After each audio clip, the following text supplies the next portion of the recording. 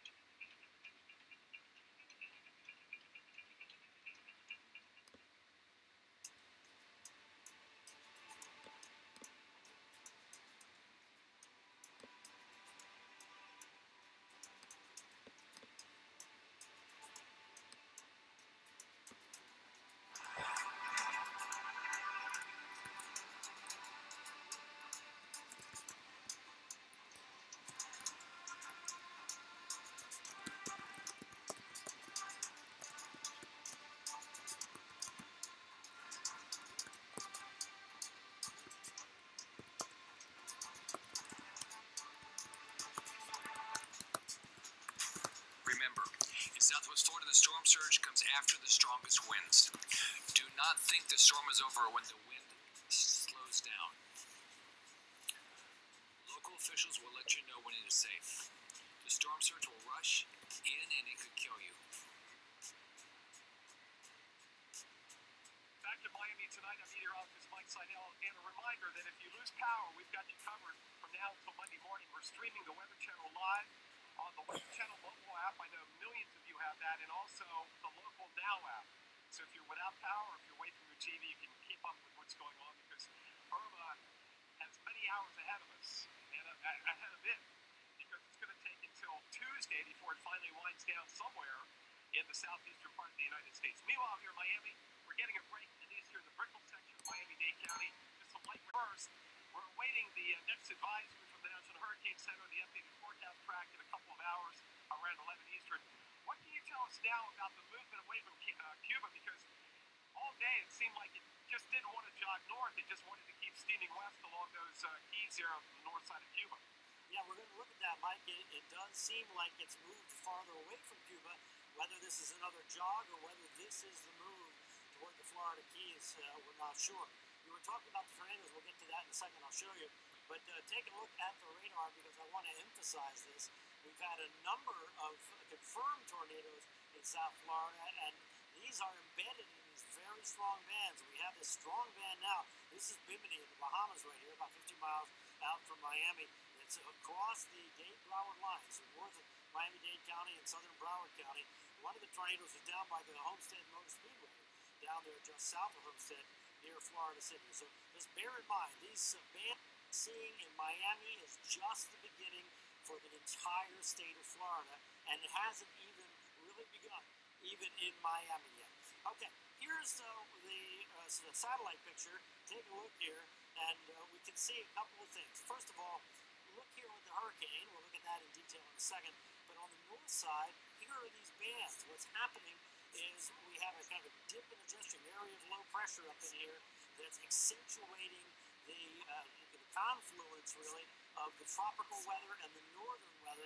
And so that is helping the development of these very strong thunderstorms, and it's actually creating directional wind shear, it's called, where you have the tropical air coming in here and you have the air above it at a different angle. And that's why we're getting that. Well, as the hurricane moves to the north, that's all going to move to the north.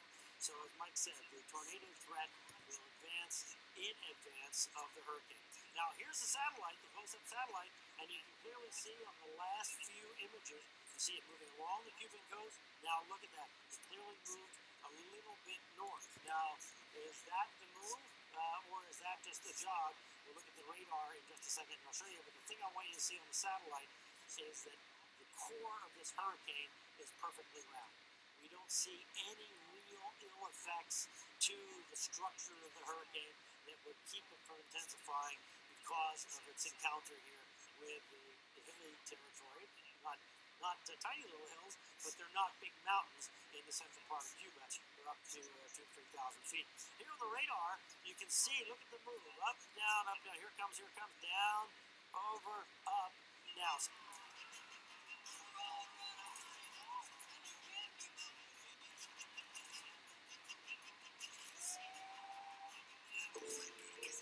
Almost 65 million Americans suffer from back pain. It's the second most common reason for doctor visits. If you have chronic back pain, you know how disruptive to your life it can be. Pressure on the spinal cord, anywhere from the neck to the lower back, can cause numbness, pain, and weakness in the arms, hands, and legs. A result of abnormal spinal alignment, injury, infection, or disease, one of the back pain's most common causes is the gradual wear and tear on the bones. Sciatic pain treatment may involve medication, physical therapy, injections, or surgery. At Advanced Spine Joint and Wellness, we offer a non-surgical decompression therapy to gently stretch the spine to remove pressure from the spinal discs, which allows them to rehydrate and heal. You lay on a large computerized table to which you are securely and comfortably strapped. The table creates angles to target specific problematic discs. We start slowly, then incrementally increase the stretch each visit. The number of treatments depends on your condition. On average, patients have 10 to 14 treatments. Muscle soreness after can be relieved by ice in the area. Interested in non-invasive, non-surgical, non-pharmaceutical therapy for back pain? Come visit us. Advanced Spine Joint and Wellness. Schedule a complimentary assessment today. 330-721-6504. All right, Dr. Now picks up the coverage as we continue here on the Weather Channel live tonight.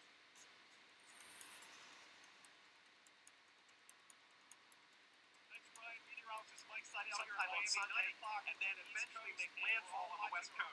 So the only saving grace here on this side of the coast is we're not going to get the most destructive portion of Irma. With that said, we've already had wind gusts to 70 miles an hour, a couple hundred miles away from the center, so that just gives you an idea of how destructive these winds are going to be overnight and Sunday here and across the entire state of Florida as Irma makes its move up the west coast.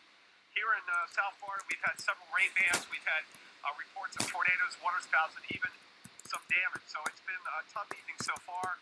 Mike Bettis is over on the West Coast where they were really going to get hit tomorrow, and it is going to be probably catastrophic, Mike, for you and your friends over there and up and down the West Coast. And we want to get updated with you right now on your status there, what you've seen so far. And you did mention earlier it's basically a ghost town, which is exactly the way it should be in a situation like this. It's fantastic to see that everyone's taking it serious, Mike. But I think one thing that you said there I found to be very interesting, that you've got already 70-mile-an-hour wind gusts with some of these outer squalls, and we're still such a long way away from the center of circulation here. How much higher could you think see the winds go in places like Miami and Fort Lauderdale before this thing is all said and done? I've had that asked a lot today because of the track moving to the west. And even though we're not going to be in the eye wall where the winds are going to gust, 125, 130 miles an hour, I suspect we'll have wind gusts here pushing 90 miles an hour, maybe 100 miles an hour. And again, that's power lines, that's damage. It may not take the roof off a house, but we're going to have damage over here. And as Florida Power and Light said, this is going to be a multi-week power restoration project. They've got 16,000 crews in here, in-state and out-of-state, so they're ready for that once the winds die down, so they get the bucket trucks up like Bettis. But for a lot of folks, especially in the path of the eye wall, it's going to be a situation where people are going to have to find other places to live, like we saw in Houston because of the flooding. Primarily the issue over there on your side of the coast is going to be their houses, their apartments will not be inhabitable after Irma gets through that area tomorrow night and Monday morning. Yeah, very, very true. Mike, thank you very much. Good stuff there. Mike's going to be back with us tomorrow. But incredible the legacy of Irma so far with the hit in the Caribbean and the intensity of this thing for so long and coming to record-setting intensity. And then this track now that we were expecting this turn. It looks like it's now making that, coming off the coast of Cuba, coming through the Florida Straits, hitting the Keys, and then sliding up the west coast of Florida. Here in Naples, this is an area that's gone a very, very long time without a really significant impact from a hurricane. You even go back to, say, like a Wilma in 2005. It came through here with some really good winds, really big winds, right? But it was a quick mover. Got in and it got out pretty quickly. It was actually, weakening somewhat, accelerating as it came through Florida, right? So that didn't really do a huge, it wasn't a monumental storm. This one could be a monumental storm, unfortunately. The water could really come up for us here, and I think this pier could be in jeopardy over the next 24 hours as we forecast a potential eye wall strike here in Naples. Again, that could vary. Want to pay close attention to the forecast over the next several hours. But if we get a eye wall, we get that eastern eye wall, we're going to get very strong winds. The strongest winds of a hurricane are in the eye wall, and they'll be screaming out of the east, the south, and eventually out of the west. But that's going to cause a lot of water. It's going to cause a lot of damage. You get wind gusts over 135 miles an hour. And the only safe place for you to generally be is going to be in a really sturdy building where the roof won't be compromised. A lot of buildings here are to code. They're built. They're made out of concrete, which is fantastic. But then we watch for the water. So basically you're sheltering from the wind, you're going up from the water, and it's just a dangerous, dangerous time to be here, and that's why so many people have left. Basically a ghost town here. You can come right down US 41 and not even see a single car. Every business is boarded up and gone. Every single home that we've gone by, no one. Anyway, so let's show you, by the way, the live pictures that you see there of Key West. And we've had already wind gusts there that have been significant, over 70 miles an hour. We think now as that eye likely come right through the Keys is going to cause us immense problems across the Florida Keys. Some of the bridges could be compromised in the Keys as we get a very strong southerly or southeasterly push with a forward motion and a right front quadrant. Some of the bridges could be compromised. Some of those islands will have water that goes right over top of them. And many things could be washed away.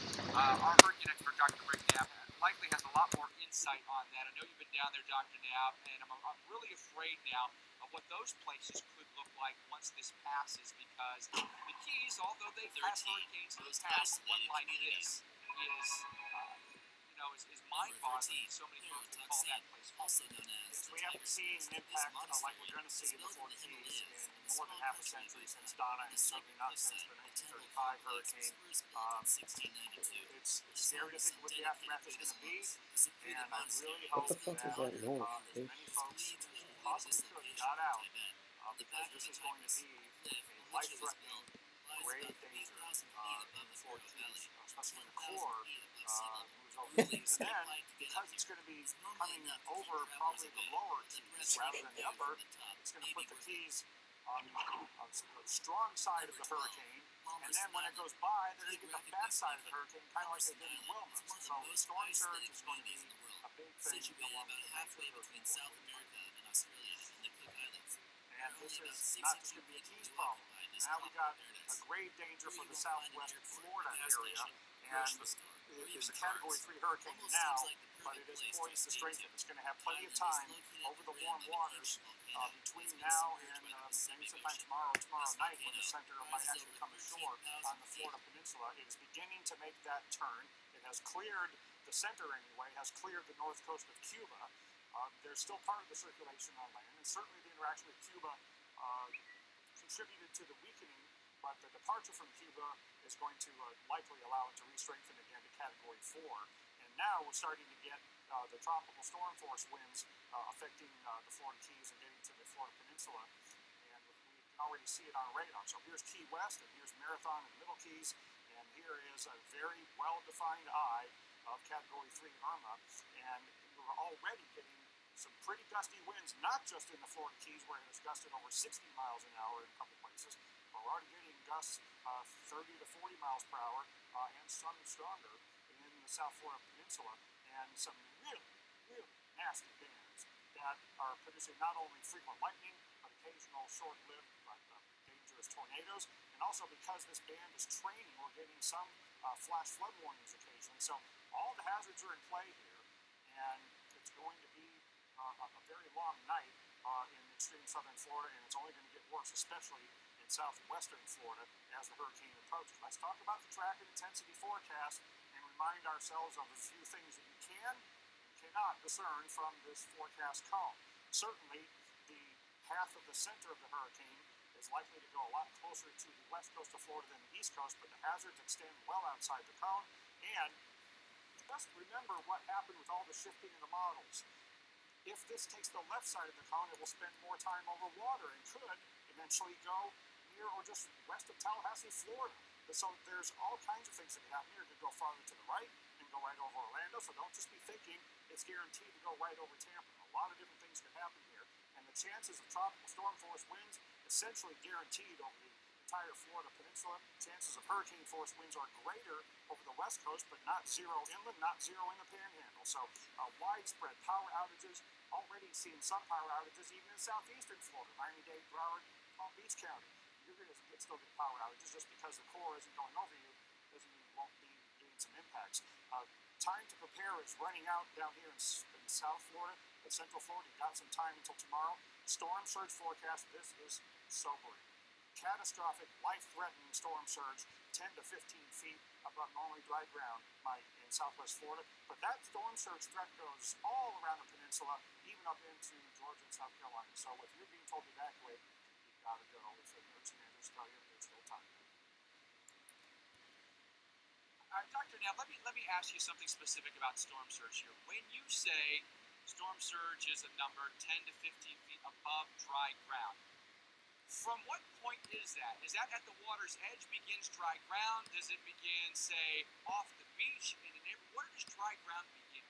Now, we really tried to make this simple when we devised the approach of depicting storm surge flooding above normally dry ground. It doesn't matter if you're standing at the beach, or 2 blocks inland, or 2 miles inland, or 20 miles inland. The value you see on the potential storm surge flooding map, and the potential is above normally dry ground wherever you might be standing. So when we paint the big picture, the 10 to 15 feet, yes, the chances of getting 10 to 15 feet above normally dry ground are greater the closer you are to the beach.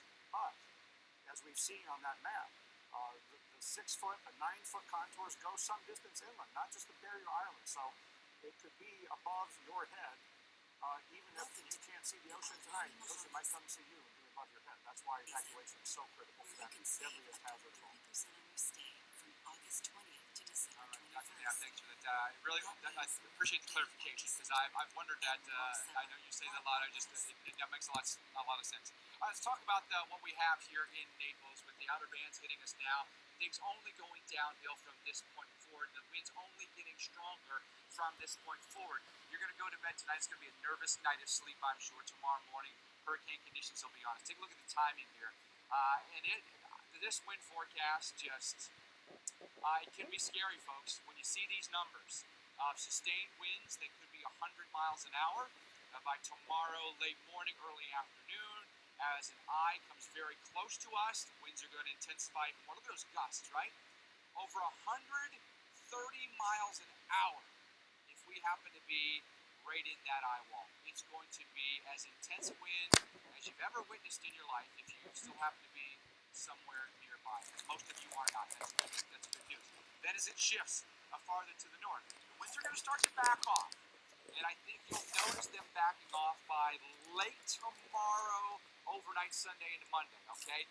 And then winds shift, they come out of the west. That's when they get a little bit more water that becomes an issue as the surge becomes more of an issue on the backside. Then things really tapering off quickly as the storm, and we think, accelerates to the north. And so it'll be a breezy day on Monday, but it won't be a hurricane day, per se, on Monday, which is great news. The problem is what happens during that really intense window of wind, which happens pretty much through the middle of the day on Sunday, okay? What happens after that, unfortunately, we think could be a very, very sad story on the west coast of Florida. All right, hopefully all of you can stick around because we are just hours away from a potential landfall in the Florida Keys, and then we're talking roughly 12 hours away from the impacts along the west coast of Florida. You're watching the Weather Channel's coverage of Hurricane Irma right here. Stay with us.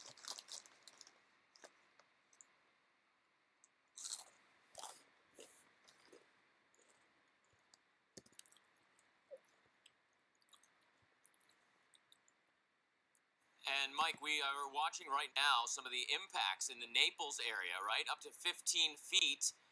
Let's talk about that storm surge threat for you. If you have communication problems with Mike, we'll get back to that. Let's talk about the impacts that aren't just in the Southwest, because here's the thing. It is not just a Southwest Florida story. This is the impact graphic from Miami. Remember, originally, or a few days ago, I will say, so many of you are writing in, hey, we've got this, all the models are sitting over Miami, and that whole time, the National Hurricane Center's cone covered all of Florida, and there's good reason for that. They're not jumping back and forth model run to model run, but more than that, you're going to have hurricane impacts even though you're no longer in that cone. The hurricane's not one point, it is a huge system. So look at Miami. Look at this, up to 6 feet of storm surge into the Miami area, and rainfall 8 to 12 inches. That's a foot of rain. So even well inland, away from the storm surge threat, there could be rainfall flooding. These are real impacts that you have to watch out for across all of South Florida. It is not just a Southwest Florida story, everybody. You have to still pay attention no matter where you are across the Florida peninsula. And then, of course, further into the southeast, wherever our area of low pressure from Irma winds up going. So again, look at these numbers. Outside Fort Lauderdale, right here, 8, 10 inches of rain, plus that onshore flow. So yes, there is a storm surge threat there too. Let's kind of break down what we've got right now with regards to storm surge, right? Because our low, the center of our low, is still near Cuba.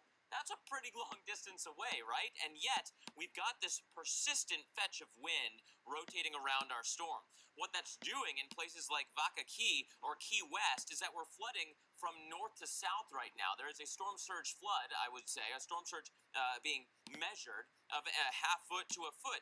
This is going to go significantly higher, of course, as our storm gets closer, but it does show you this is a huge circulation and you don't have to be in the center to have impacts. And then storm surge, we've talked about this a lot. It is not just like a bathtub that's slowly climbing, right? This has wave action on top of it. That is the battering part of the storm. That's the part that really does damage. So even if our center goes up towards southwest portions of Florida, look at this. Look at the forecast off the Miami coast. That corresponds to 30-foot waves not too far offshore and potentially right onto Miami Beach and the communities right there. So again, that is the damaging part of the storm surge component. Yes, flooding is horrendous, and then you have waves on top of that. As our low goes up the coast, notice the wave action goes up the coast as well. We are talking about the Georgia coast and the South Carolina coast with battering waves as well. So many impacts of this storm, and our Hurricane Irma coverage continues right after this.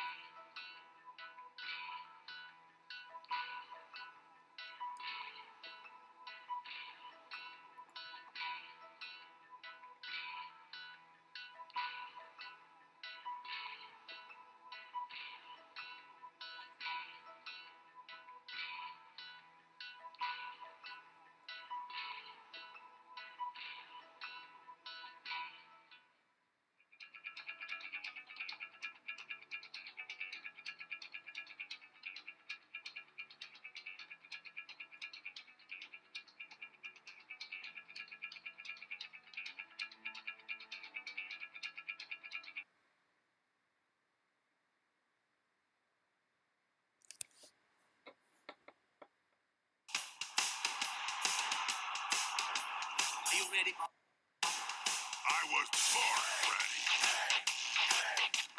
Time to put all that training and knowledge to the test. Let's play football! It should be a great match. Assuming any of us survive. Let's get the show on the pitch. Touchdown!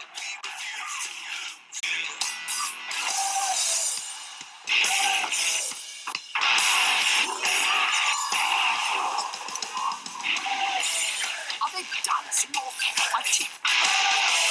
Hired a star player. The crowd goes wild.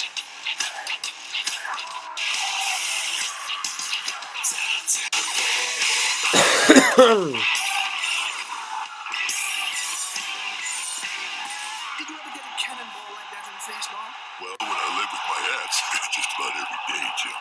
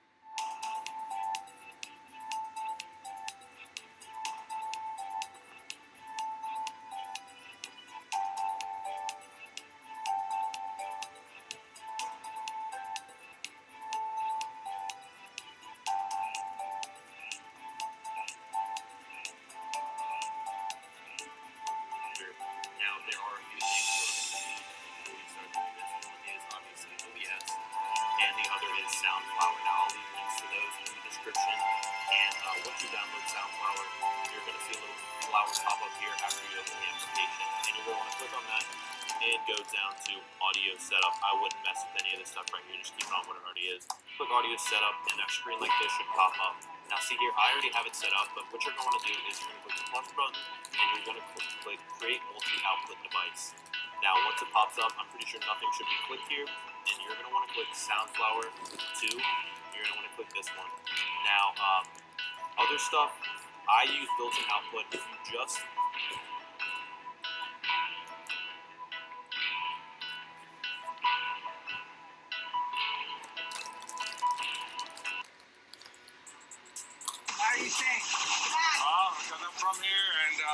I know a lot of people are staying, and if I can help out in any way afterward. Before, I've actually was helping out people board up their houses. Went to the high school where I work at. They're letting people in there. Just an emergency shelter, but there really isn't because the people in it and they stick together. I suppose a noble endeavor, but not necessarily the wisest move. When you've been under mandatory evacuations in the Keys for days, we want everyone to have respected that evacuation. Because let's face it, it is going to be just horrendous weather in the Keys. Let's show you what's happening right now. Duval Street empty. That is the good news. The current picture for our storm is all the way down near Cuba, right? We're talking about, here's a long-range track. Don't focus too much on these kind of little tiny changes in the path. You want to kind of smooth out that motion over time. So we still have generally that west-northwest component to the storm. And far away from the center, we already have these fairly robust bands, and these are the bands that overnight are already going to make for less than comfortable weather across South Florida. I mean, these have lightning in them. We have seen some brief tornadoes. We've had enough rain already for some flood warnings popping up, and that is only going to go from bad to worse. You can see Miami gusting to 31 miles per hour. Courtesy of this band, which is now bending right towards Fort Lauderdale and across I-75. This is going to get to the Naples area before too much longer. Within this zone, some kind of brief tornadoes can't be ruled out. There is some rotation possible, no warnings at the moment. So timing out this for you as we go through the overnight, the bands only get worse, the wind gets worse, the rain gets worse. By the morning, we start talking about the core of the storm over the Keys, and potentially somewhere here across the west coast of Florida will have a direct impact from this storm. The Keys are not going to be an easy storm to ride through. We're talking about 10-foot storm surge, a foot and a half of rain, and 100-plus mile-per-hour wind gusts from late Saturday all the way through Sunday morning. So we're not too far away from that, right? All the way through the overnight hours, which is a difficult component. Want to go back out to Mike Bettis, who's out in the Naples area. Mike, let's talk about this storm surge threat because, hey, we know that's the most damaging and deadly part of the storm. I know that near you there are some of those kind of guides to measure storm surge approach. We got something actually pretty interesting here, Mark. And I want to show you what this thing is because we think that surge becomes a real problem here in Naples and the beach here. The U.S. Geological Survey, right? We know them. Most of us know them for geology. We know them for earthquakes, right? They monitor earthquakes all over the world. They actually also do storm surge, believe it or not. And they actually put in this temporary storm surge sensor. So this is ratcheted to this cement piling here. And what's in there, this water is designed to go in and out of it, but there's a pressure sensor in there. Basically what it's doing is it's sensing how much pressure is on it, then it estimates by that pressure sensor how much water is on it. So as more pressure is on it, means the water is higher and higher. But that's a temporary gauge. They'll come back. They know where it is. They'll come back, and they'll get, hopefully, it is still here, Mark. But that's just one of the places they put them. They'll put them in numerous places as they measure the surge. So I thought that was pretty interesting. And we'll see what that thing reads. I'm interested to see what that thing reads. And by the way, I want to show you the timing real quick for Naples, if we can, of when the weather gets really bad for us and what you'll end up seeing here. For Naples, we think the tropical storm force winds begin for us tonight. They go through, by the way, Monday, hurricane force winds over 100 mile per hour gusts, by the way, through Sunday, up to 15-foot storm surge. For Hurricane Irma coverage right after this.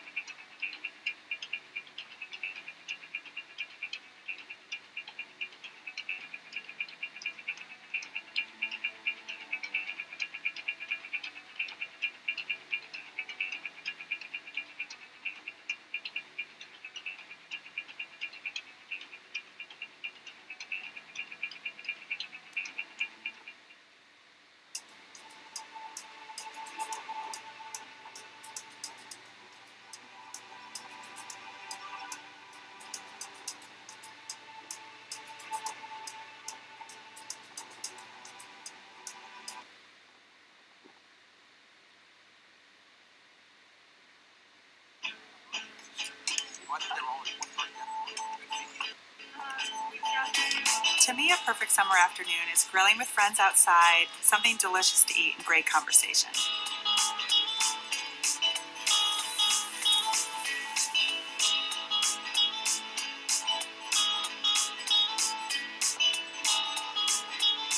I love how summer makes entertaining so much more effortless.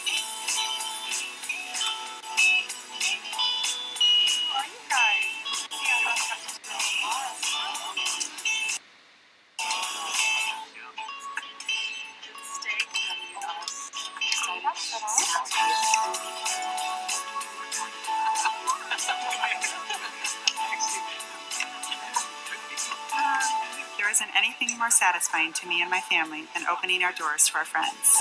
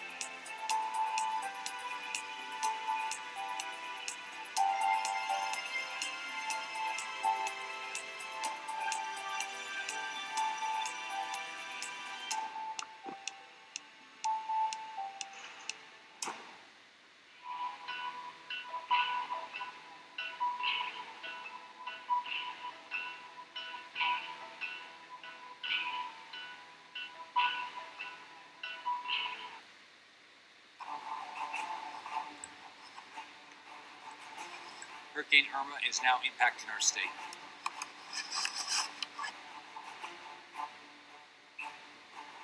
They're telling us we have a chance of having 6 to 12 feet of storm surge.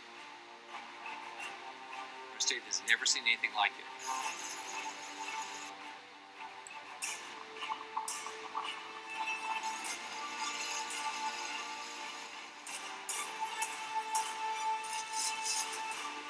Do not think the storm is over when the wind slows down. The storm surge will rush in and it could kill you.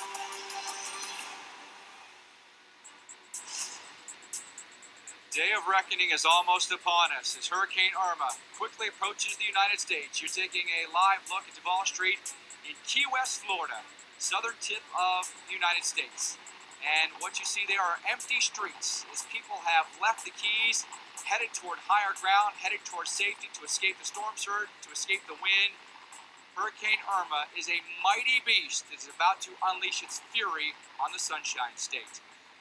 So happy that many of you could join us this evening as we cover Irma for you. Now about to lash the south coast of Florida and the west coast of Florida as that track takes it more into the Gulf of Mexico. I'm meteorologist Mike Bettis in Naples, where tomorrow at this time more than 100-mile-per-hour winds will be lashing us here. We know this is a absolutely beautiful part of this state.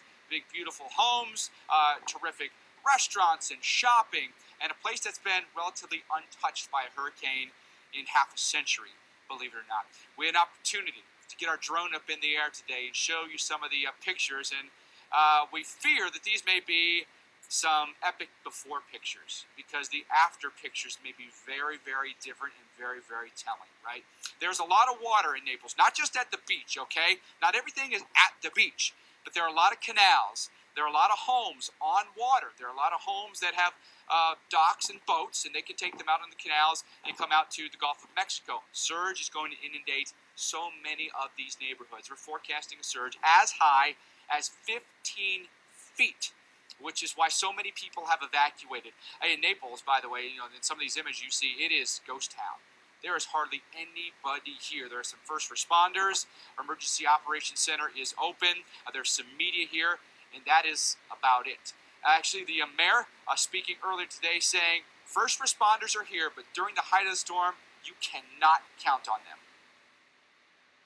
Once the winds get to be 40 plus miles an hour, no first responders, no emergency services, nobody's coming out because they're not going to put their lives in danger. So, and I think people realize that we've made that point, but there are a lot of people that say, no, I've been through other ones and I'm gonna guts this one out.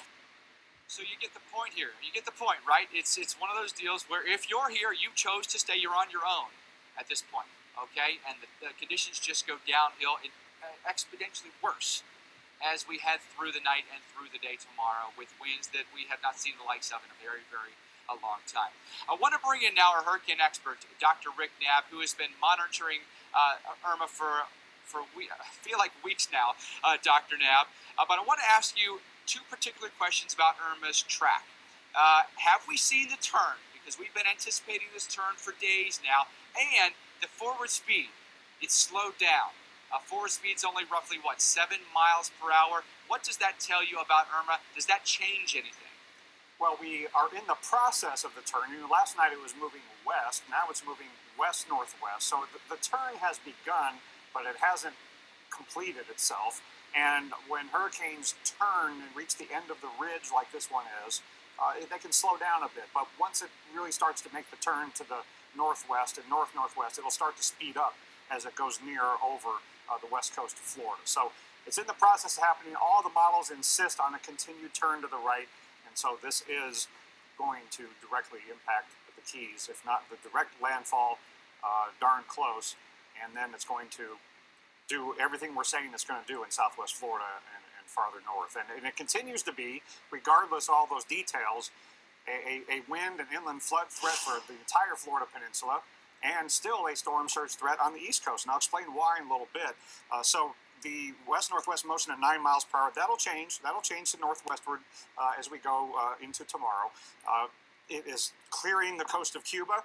The eye itself is still part of the circulation on land there. Here are the lower and middle Keys. So they're getting hammered with some bands that are pretty potent, but that's just the beginning. And all the way up on the Florida Peninsula, all the way up into Palm Beach County, Broward County, Fort Lauderdale, gusts recently above 60 miles per hour. And these nasty bands have had some isolated tornadoes, frequent lightning, and really high rainfall rates are getting some flash flood warnings. Here's one between Naples and Fort Myers. So all the hazards in play here. And as the track unfolds here, we, again, don't know exactly where the center of the hurricane is going to go. Could it stay farther west and stay offshore and make landfall in the Florida Big Bend area? Sure, that's possible. Could it go on the right-hand side and perhaps go directly over Orlando? That's also possible. The models, as you know, over the last few days have done a lot of shifting back and forth. They're not exactly perfect. Don't count on a perfect track forecast here.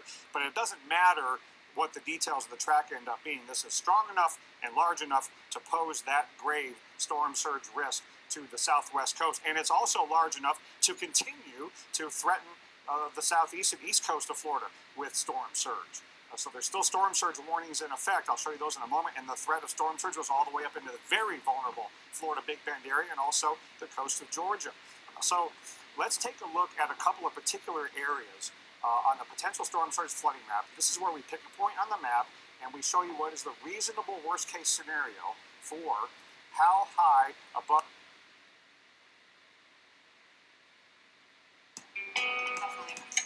Wait, are you talking about something?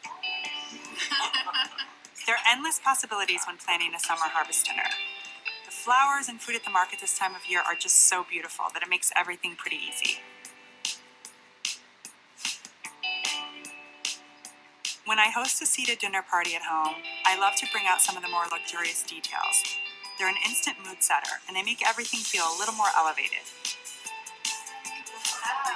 For the main course, I'm serving roasted lamb chops with red onion, pomegranate, and mint on this Marin dinnerware, which I love because it complements the colors of the food so well. I'm like, wow, that's nice. I love how food brings everybody together, and it just gives me so much joy to see everyone around my table having fun, laughing, drinking, and just completely relaxing.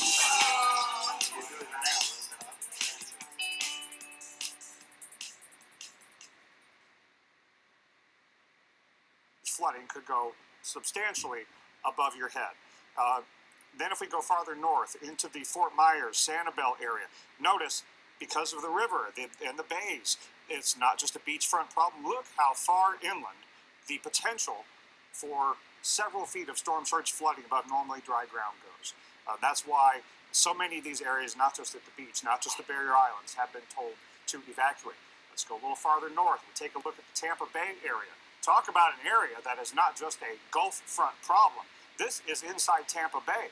Look at all these areas in the yellows and red that could exceed that 3-foot life-threatening threshold and it includes the downtown Tampa area and many areas surrounding the bay that don't have anywhere that they can see the Gulf of Mexico. This is on the bay, and that's because as the hurricane goes by, and if we look at the storm surge warning areas, as the hurricane goes by to the north, what's going to happen is the south side of the hurricane is going to very potently push the Gulf of Mexico into the coastal areas, and it could push it into Tampa Bay, into the inlets and the rivers along southwest Florida, and even as the hurricane goes by, just like Wilma did, the hurricane could push storm surge into the Keys after they get it from the north and east side of the hurricane as it goes by. So these storm surge warnings, again, highlight the areas where there's the danger of life-threatening storm surge. But again, the greatest values that we're concerned about are in the southwest Florida area.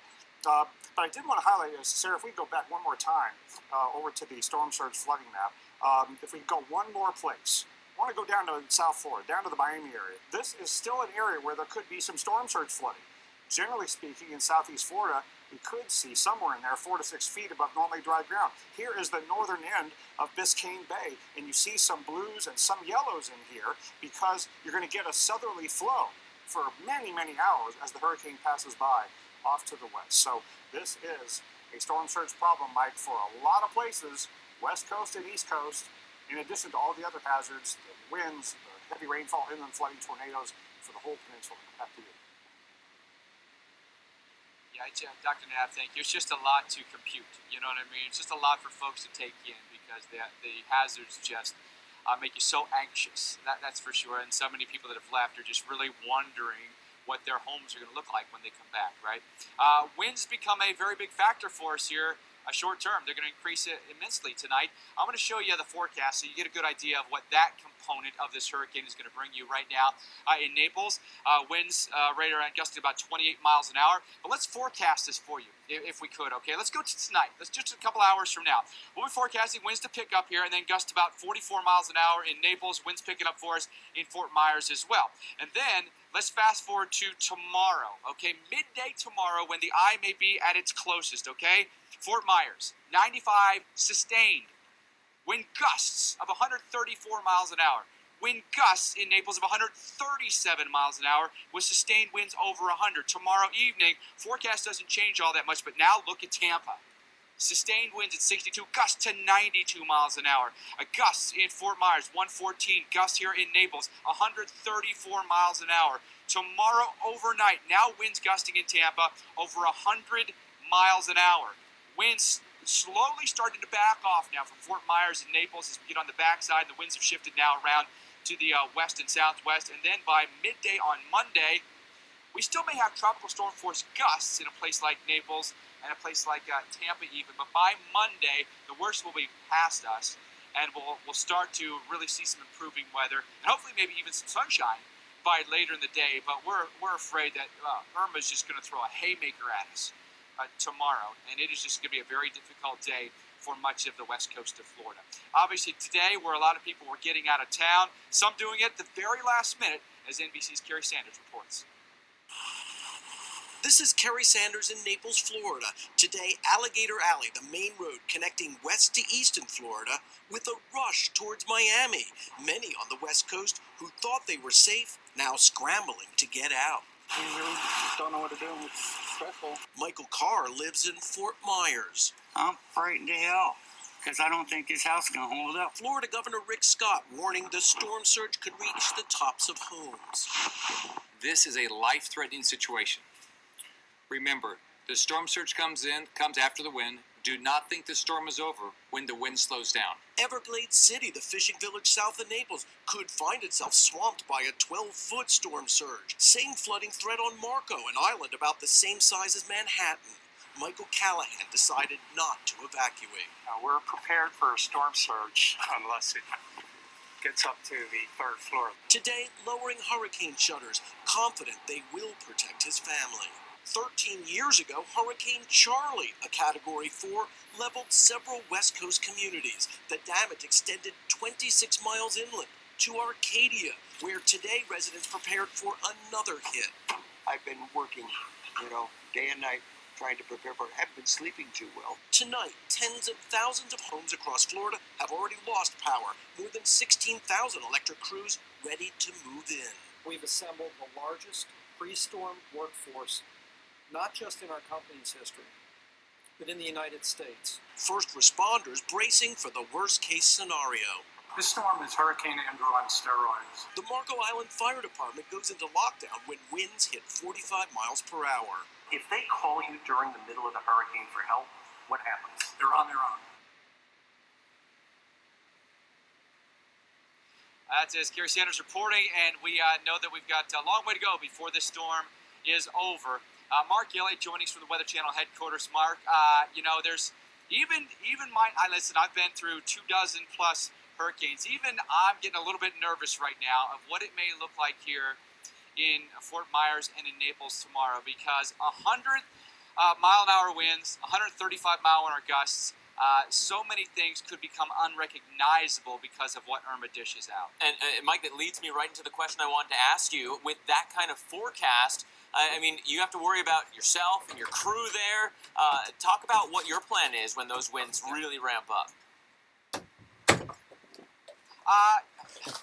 For TV purposes, we'd love to be down here and show you what maybe storm surge is doing, be exposed to wind and show you how bad it is. I don't think that the weather's going to allow us to do that. I think it'll just end up being too dangerous for us, and we wouldn't want to travel in excessive winds, right? So we have a backup location that we'll broadcast from tomorrow if we can for you.